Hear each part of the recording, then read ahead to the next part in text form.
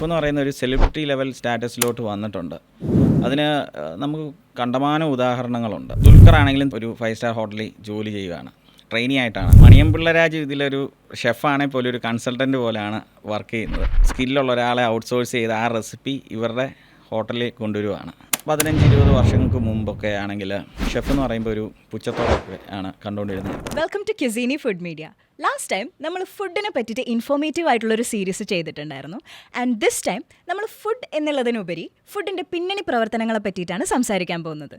Welcome to our new series flavour files.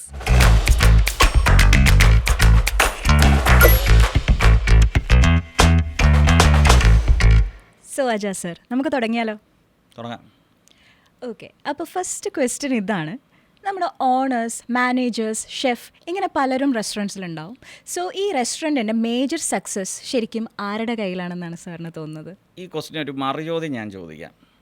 ഇപ്പോൾ ഒരു മനുഷ്യൻ്റെ ബോഡിയിൽ ഏറ്റവും ഇമ്പോർട്ടൻ്റ് ആയിട്ടുള്ള അവയവം ബ്രെയിൻ ആണോ, ഹാർട്ടാണോ, ലങ്സ് ആണോ എന്ന് ചോദിക്കുന്ന പോലെ തന്നെയാണ്. ഇവർ പലരും അവരവരുടേതായ ഓരോ ഫങ്ഷൻസ് നല്ല കൃത്യനിഷ്ഠയോടെ സക്സസ്ഫുള്ളായിട്ട് ചെയ്യുന്നതാണ്. ഇതിലൊരു പാർട്ടില്ലാതായാൽ മൊത്തത്തിൽ ആ ഫങ്ഷൻ ഇല്ലാതാവും. അതുകൊണ്ട് എല്ലാവർക്കും അവരുടേതായ റോളുണ്ട്. അപ്പം ഇനിയൊരു ഉത്തരം തരണം എന്ന് എനിക്ക് തോന്നുന്നില്ല. എന്താ തോന്നുന്നത്?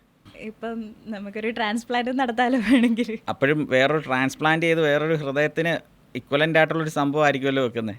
അതെ അതെ, അല്ലേ? ശരിയാണ്. അപ്പോൾ ആ ഫങ്ഷൻ ചെയ്യാൻ ഒരു ആർട്ടിഫിഷ്യൽ ആയിട്ടുള്ളതാണേലും ആ ഒരു ഓർഗൻ വേണം. അതെ അതെ, അതുപോലെ തന്നെയാണ്. ഓക്കെ. ഇനി ഹോട്ടൽസിൽ ഓട്ടോമേഷൻസും കാര്യങ്ങളും കൊണ്ടുവരാം. ഷെഫ് ഡിപ്പെൻഡൻ്റ് അല്ലാതെ ഒരു സംഭവം കൊണ്ടുവരാം. അപ്പോഴും ഒരു QSRൻ്റെ ഒരു സൂപ്പർ ഷെഫ് പോലെ ഒരാൾ കാണും. പുള്ളിയായിരിക്കും റെസിപ്പീസ് ഡെവലപ്പ് ചെയ്യുന്നത്. അതെ. സോ ഷെഫിനെ പറ്റി പറയുമ്പം, സോ ഈ ഷെഫ് ആക്ച്വലി ഒരു മേജർ പാർട്ടാണ് ഒരു റെസ്റ്റോറൻറ്റിൻ്റെ സക്സസിനെ പറ്റിയിട്ട് നോക്കുകയാണെങ്കിൽ. അതെ. അപ്പോൾ ഈ ഷെഫിനെ സെലക്ട് ചെയ്യുമ്പം നമ്മൾ എന്തൊക്കെയാണ് നോക്കേണ്ടത്? ഓക്കെ, മെയിൻലി എൻ്റെ ഓർഗനൈസേഷൻസും പിന്നെ എൻ്റെ ക്ലയൻസിന് വേണ്ടി ഞാൻ ഷെഫിനെ സെലക്ട് ചെയ്യുമ്പോഴത്തേക്കും ഇവർ ഫുഡിനോട് എത്രമാത്രം പാഷനേറ്റ് ആണെന്നുള്ളത് മനസ്സിലാക്കും. പിന്നെ നല്ലൊരു ടീം പ്ലെയർ ആണോ. കാരണം കുക്ക് ചെയ്താൽ മാത്രം പ്രോഡക്റ്റ് ഏറ്റവും ബെറ്റർ ആണോന്നില്ല. ഇതിൽ ടീം പ്ലേയിങ് ഭയങ്കര ഇമ്പോർട്ടൻ്റ് ആണ്. കൂടെ ഉള്ളവർ ഈ പുള്ളി ഇൻസ്ട്രക്ഷൻ കൊടുക്കുന്നതിനനുസരിച്ച് വർക്ക് ചെയ്യാനും അതിനനുസരിച്ച് ഫൈനൽ പ്രോഡക്റ്റ് പ്ലേറ്റിൽ കൊണ്ടുവരാനും ഹെൽപ്ഫുൾ ആവും. അപ്പം ഈ മൊത്തം ടീമിനെയും ഒരുമിച്ച് കൊണ്ടുപോകുന്ന രീതിയിൽ കഴിവുള്ളവരാണ് ബെറ്റർ ഷെഫ്. ഈവൻ കുക്കിങ്ങിൽ പോലും ഇച്ചിരി സ്കില്ല് കുറവാണെങ്കിൽ പോലും ടീമിനെ ബെറ്ററായിട്ട് നയിക്കാൻ പറ്റുമെങ്കിൽ ടീമിൽ ഇത് പ്രോഡക്റ്റ് ബെറ്ററാക്കാൻ കഴിവുള്ള പലരും കാണും. അപ്പോൾ ഓവറോൾ ഔട്ട്കം ബെറ്ററായിട്ട് വരും. മെയിൻലി ഞാൻ ഫുഡിനോട് പാഷനേറ്റ് ആണോ ടീം പ്ലെയർ ആണോ, ഇത് രണ്ടുമാണ് മെയിൻലി നോക്കുന്നത്. സോ അതിനൊരു ഇവാലുവേഷൻ പ്രോസസ്സ് സാർ വെക്കാറുണ്ടോ? അവരെ കൊണ്ട് എന്തെങ്കിലും ആക്ടിവിറ്റീസ് ചെയ്യിപ്പിക്കുമോ ഇനീഷ്യലി? അങ്ങനെ എന്തെങ്കിലും ഒരു ഇവാലുവേഷൻ പ്രോസസ്സ് ഉണ്ടാവാറുണ്ടോ? ബേസിക്കലി ഒരു psycho evaluative kind of questions ഉണ്ട് നമുക്ക്. അത് ചോദിക്കുമ്പോൾ തന്നെ അവരുടെ ഉള്ളിലുള്ള മെൻറ്റാലിറ്റി നമുക്ക് മനസ്സിലാവും. ഓക്കെ. അത് ചിലപ്പോൾ ഒരു ഇൻഡയറക്റ്റ് ആയിട്ടുള്ള പല ക്വസ്റ്റ്യൻസാണ്. പക്ഷേ ഓവറോൾ എല്ലാ ക്വസ്റ്റ്യൻസിൻ്റെ ആൻസർ നമ്മൾ ആ ഡോട്ട്സ് എല്ലാം കണക്ട് ചെയ്ത് നോക്കുമ്പോഴത്തേക്കും പുള്ളിയുടെ ശരിക്കുള്ള മോട്ടീവ് എന്താണ്, at the end of the month അല്ലെ ഡേ അവരുടെ ആ ഒരു ബെനിഫിറ്റ്സ് മാത്രമാണോ നോക്കുന്നത്, അതോ ഒരു നല്ല ഫുഡ് സെർവ് ചെയ്യുമ്പോഴത്തേക്ക് ഇവർ സ്വന്തമായിട്ട് ഹാപ്പി ആവുമോ, ഇങ്ങനെയുള്ള കാര്യങ്ങൾ നമ്മൾ ഇവാലുവേറ്റ് ചെയ്ത് നോക്കും. അത് മനസ്സിലാക്കാൻ പറ്റുന്നതാണ്. പിന്നെ അവർ ഓൾറെഡി പല ഓർഗനൈസേഷൻസിൽ വർക്ക് ചെയ്ത റെഫറൻസും കാര്യങ്ങളും ഒക്കെ എടുക്കും. അങ്ങനെ എടുക്കുമ്പോഴും അവരുടെ ഒരു വർക്ക് ഹിസ്റ്ററി അനുസരിച്ച് നമുക്കത് മനസ്സിലാക്കാൻ പറ്റുന്നതാണ്. ഓക്കെ. സോ സർ, നേരത്തെ പറഞ്ഞ പോലെ ഇപ്പോൾ ഓട്ടോമേഷനൊക്കെ എല്ലാ കാര്യത്തിലും ഓട്ടോമേഷൻ വരുന്നുണ്ട്. സോ ഇനി ഭാവിയിൽ ഫുഡ് ഓട്ടോമേറ്റഡ് ആയിട്ട് ഉണ്ടാക്കാൻ പറ്റുന്ന ഒരു ഫെസിലിറ്റി ഉണ്ടാവുകയാണ്, ഒരു ടെക്നോളജി ഉണ്ടാവുകയാണെങ്കിൽ ആ സമയത്തും ഷെഫിന് എങ്ങനെ പിടിച്ചു നിൽക്കാൻ പറ്റും? ആ ഷെഫ് എന്ന് പറഞ്ഞ ഒരു ഒക്യുപ്പേഷൻ എങ്ങനെ പിടിച്ചു നിൽക്കാൻ പറ്റും എന്നാണ് തോന്നുന്നത്? ഓക്കെ, റെസ്റ്റോറൻറ്റ്സ് തന്നെ പല ടൈപ്പിലുള്ള റെസ്റ്റോറൻറ്റ്സ് ഉണ്ട്. ഷെഫ് ഡിപ്പെൻഡൻറ്റും ഇൻഡിപെൻഡൻറ്റും QSRും അങ്ങനെ പല മോഡൽസ് ഉണ്ട്. ഈ സൂപ്പർ പ്രീമിയം ആയിട്ടുള്ള സ്പെഷ്യാലിറ്റി ഡിഷസൊക്കെ കൊടുക്കുന്നത് ഷെഫ് ഡിപ്പെൻഡൻ്റാണ്. അവിടെ ഒന്നും ഷെഫിനെ റീപ്ലേസ് ചെയ്യാൻ പോകുന്നില്ല. ആ ഒരു റെസ്റ്റോറൻറ്റിൽ വരുന്നത് തന്നെ ഈ ഷെഫ് അവിടെ വർക്ക് ചെയ്യുന്നതുകൊണ്ടാണ്. അപ്പം അങ്ങനെയുള്ള സ്ഥാപനങ്ങളിൽ ഒരിക്കലും ഷെഫ് റീപ്ലേസ് ചെയ്യാൻ പോകുന്നില്ല. പിന്നെ ഉള്ളതെന്ന് വെച്ച് കഴിഞ്ഞാൽ QSR പോലുള്ളത്, അവിടെയും ഷെഫ്സ് ഉണ്ട്.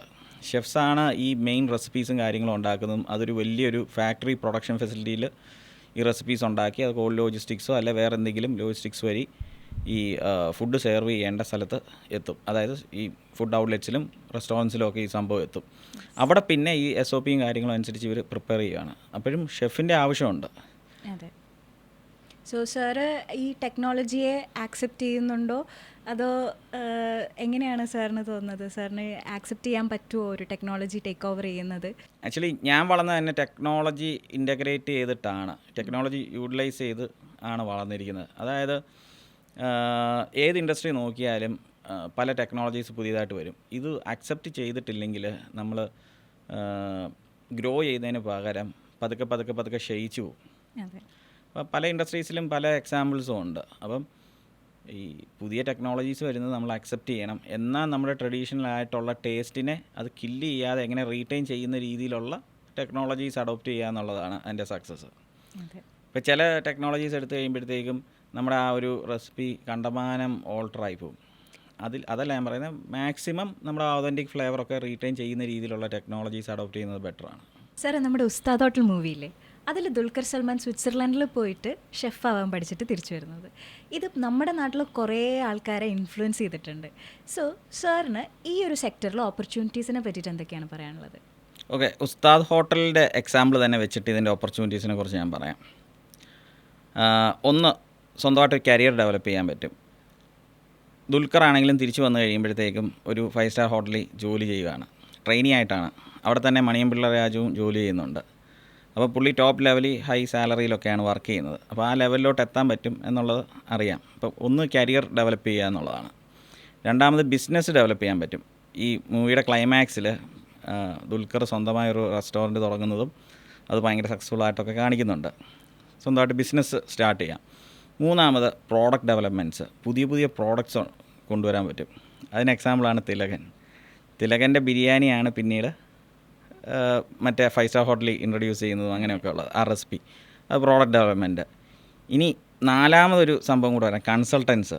ഇപ്പം മണിയമ്പിള്ള രാജു ഇതിലൊരു ഷെഫാണെങ്കിൽ പോലും ഒരു കൺസൾട്ടൻ്റ് പോലെയാണ് വർക്ക് ചെയ്യുന്നത്. കാരണം വേറെ ഒരു സ്കില്ലുള്ള ഒരാളെ ഔട്ട്സോഴ്സ് ചെയ്ത് ആ റെസിപ്പി ഇവരുടെ ഹോട്ടലിൽ കൊണ്ടുവരുവാണ്. അപ്പം അങ്ങനെ പല രീതിയിൽ അവരുടെ കരിയർ ബിൽഡ് ചെയ്യാൻ പറ്റും. സോ സാർ, ഇപ്പോഴും ഷെഫ് എന്ന് പറയുന്ന ഒരു ഒക്യുപ്പേഷന് നമ്മുടെ നാട്ടിൽ കിട്ടേണ്ടതായിട്ടുള്ള അംഗീകാരം കിട്ടുന്നുണ്ടെന്ന് സാറിന് തോന്നുന്നുണ്ടോ? തോന്നുന്നുണ്ട്. ഒരു 10-15-20 വർഷങ്ങൾക്ക് മുമ്പൊക്കെ ആണെങ്കിൽ ഷെഫ് എന്ന് പറയുമ്പോൾ ഒരു പുച്ഛത്തോടൊക്കെ ആണ് കണ്ടുകൊണ്ടിരുന്നത്. പക്ഷേ ഇന്നിപ്പം ഷെഫ് എന്ന് പറയുന്ന ഒരു സെലിബ്രിറ്റി ലെവൽ സ്റ്റാറ്റസിലോട്ട് വന്നിട്ടുണ്ട്. അതിന് നമുക്ക് കണ്ടമാനം ഉദാഹരണങ്ങളുണ്ട്.